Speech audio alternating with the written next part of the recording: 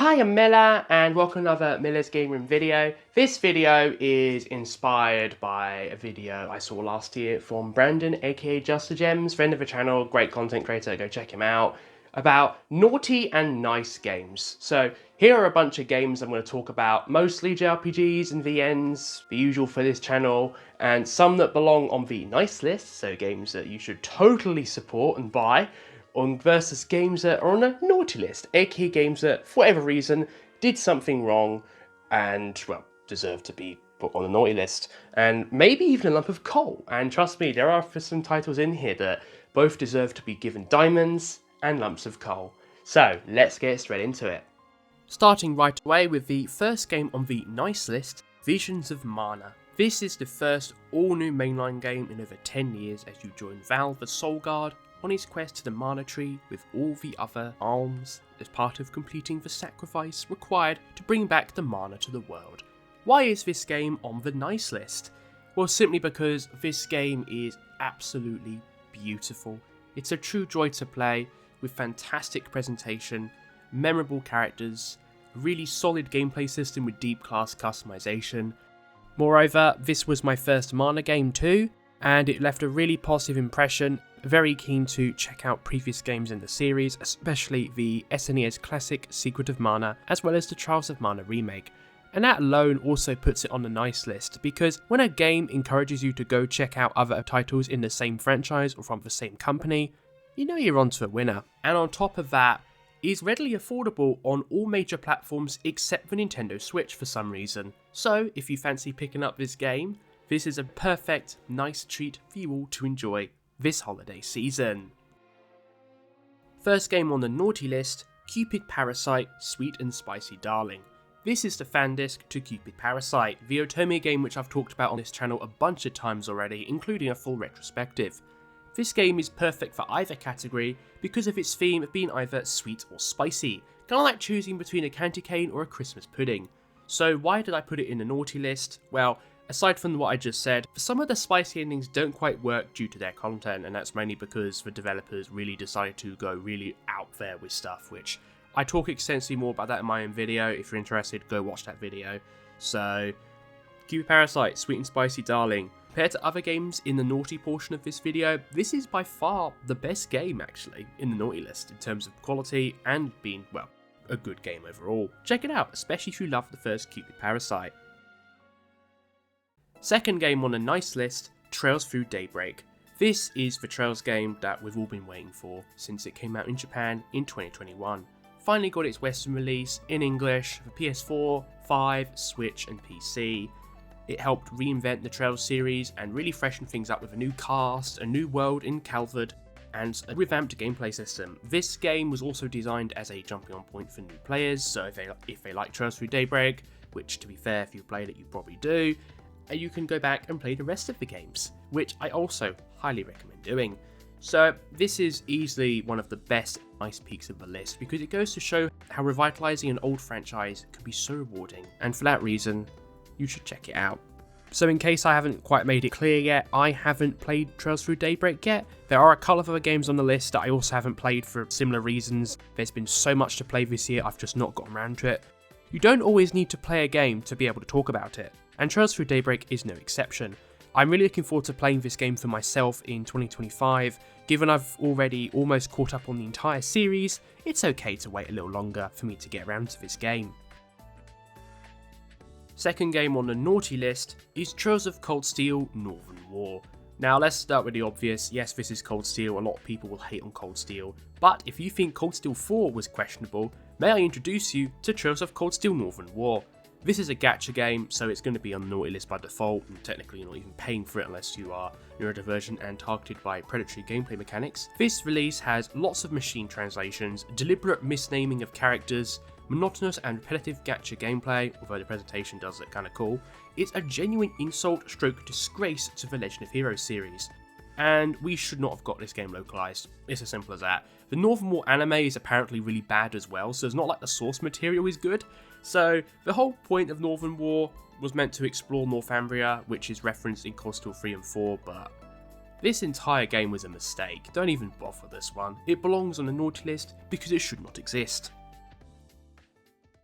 Third game on the nice list, Dragon Quest III HD 2D Remake. This is a remake of Dragon Quest III The Seeds of Salvation, and it's the chronological start of the Erdrick trilogy.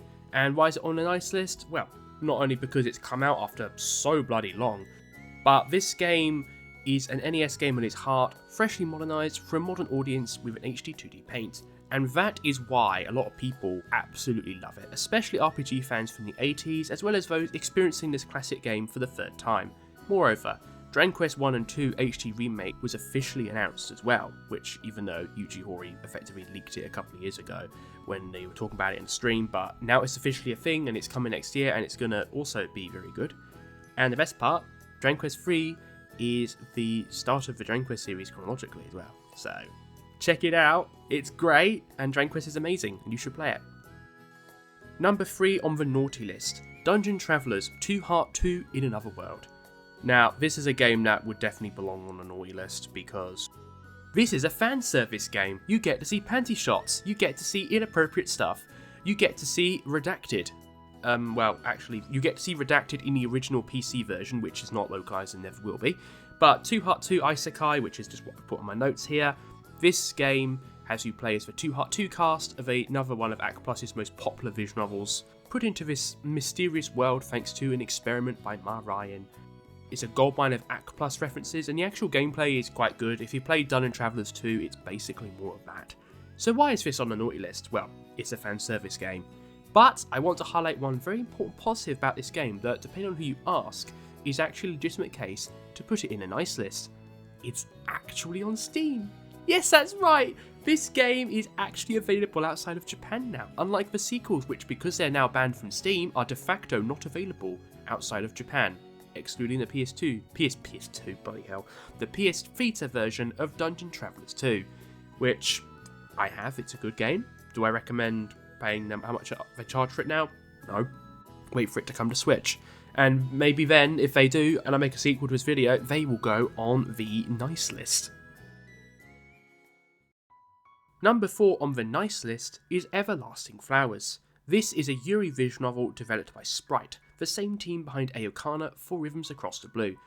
This was quite an under-the-radar release, mainly because only the PC version came out outside of Japan. It's on PS4 and Switch as well within Japan, and you can import those with English language support. I did that. This VN is great. It stars Mina and Ran, who apply for a job at a seaside lodge to work on healing their respective trauma and confronting their baggage. You primarily play from Mina's perspective as you both go into this mysterious little lodge, and it's overall a very relaxing and cozy experience with some very emotional, tense moments. One thing worth adding with this game is that it is only 6 hours long, but it works really hard to justify its budget, with hundreds of CGs and 2 discs worth of music, which is absolutely incredible. And this is one reason why it's on my nice list, because it's really innovative in that regard. The presentation is stunning, it tells a very touching, bittersweet story with great memorable characters, and also sets up a potential fan disc in the future, which I hope we get one. And Sprite do want to make more titles like this, so I really hope that they're able to deliver on that. But it does work as a great standalone experience, and I do hope we get the Switch version and the PS4 version released in the West officially, even a digital only release sometime in the future. Coming at number 4, which is going to be the most controversial game on this list, for the naughty portion anyway, and it's not actually because of the game itself, it's Persona 3 Reload. This is a highly anticipated remake of Persona 3, which a lot of people wanted for years. Its existence was pretty much confirmed before it was revealed, and not just from Instagram. But the issue with Persona 3 Reload and why it's on the naughty list is because of how Atlus and Sega released the game. Now, the game itself is absolutely fantastic. People who've played it love its presentation, love the revamped gameplay that brings it more in line with Persona 5, love the remixed music and revamped presentation, new voice actors as well to give new VAs a chance to shine and grow their career. All these aspects of it are good, and it's even on most platforms except the Switch, which that's not even the main reason it's on the naughty list, by the way. It should have been on the Switch, but that's more of an Atlus thing. It's not just related to this game. No, this game was not the true complete version many fans wanted it to be. For a start, no FemC, which, if you play FemC or you play Otome games, you will know how often we are shafted. And the second thing is The Answer, which was previously included within FES, was released as DLC. And this was part of like a strategy with Sega where they're increasingly doing these things, and it leaves a huge sour taste in my mouth. And Atlus could and should have remade an ultimate definitive version of the game, including FEMC and The Answer all in one package. And as a large developer, they more than had the resources to do this, but actively chose not to. So that's why it's on the naughty list. I don't recommend picking up Persona 3 Reload on that basis. Wait for a sale. I'm sure the game will be great when I finally get around to it. I'm waiting to see, well, for the price to drop and also for it to hopefully come just for Switch 2 with the DLC all on one cart like it should have been released as. And the final game on the nice list is Metaphor Fantazio. So yes, Atlus have done some good things this year. In fact, their year has been incredible. But this game in particular is the cream of the crop. This game is designed to celebrate Atlus's 35th anniversary, lots of references to Atlus's legacy franchises from Metro Odyssey right the way through to, of course, Persona and even Growlancer. This is peak, incredible music, great world building, memorable story with deep political lore, which we badly need more of in modern video games. It's a modern classic and has a central RPG, and is also dropping in price already, and it's a perfect thing to put on the nice list. This game is an absolute delight, and if you're interested in JRPGs at all, you should check this game out, because this is what Atlus are capable of, and it's nothing better to advertise a modern JRPG classic than this game, so do check it out. And that's going to do it for my naughty versus nice list video, because we all love talking about naughty and nice lists here. There's been so many great games this year, and regardless of, even if you don't agree with some of these picks, I'm sure we can all agree that there are some true fantastic titles. Anyway, please let me know what games would you have on your nice versus naughty lists. Please let me know in the comments below. And please like, comment, subscribe, algorithm boosting stuff, etc, etc, and so forth. You can consider becoming a channel member if you can afford to and want to do so. And thank you so much. Have a lovely day. Bye bye.